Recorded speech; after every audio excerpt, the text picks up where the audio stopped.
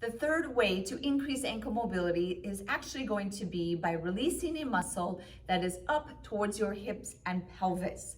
Now, this may come as a surprise, but the muscles and mobility of your pelvis and hips can actually greatly influence the function of your feet and ankles. So this release technique, we're going to focus on the upper outer aspect of your hip flexors or your quads. You're going to use a release tool, again, a lacrosse ball, a foam roller, or I'm using the Neuro ball, and you're going to start by placing it in that upper outer quadrant. There's actually a muscle here called your tensor fascia lata or your TFL. If you push your hip out to the side, you'll feel that muscle right up on that upper outer hip. You're going to take the release tool and that's where you're going to place it on the floor. Now in this position, you're going to place that release tool. You can see that mine is on that upper outer part of my hip. My upper body is in a nice, strong position. And then I'm gonna hold pressure here. Now, while I have that consistent pressure, I'm gonna start to bend the knee on the leg that is on the release tool. And then I'm gonna straighten it.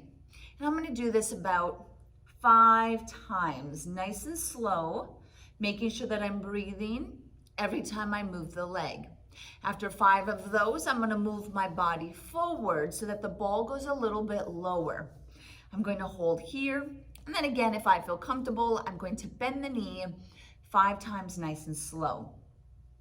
I'm gonna do one more shift forward and maybe a little bit outward. So we're getting different aspects of that upper outer muscle. Holding here, again, bending and straightening the leg, nice and easy, making sure that you're breathing.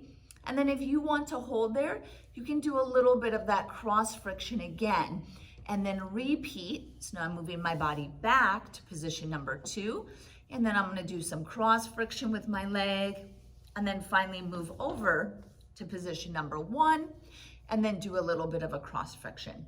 Now adding in the bending of the knee or the cross friction of the leg, that is going to be optional. We at least want to spend 2 to 3 minutes releasing the upper outer hip or the hip flexor region of our pelvis as a way to increase ankle mobility. Remember, tight hips often is associated with tight ankles.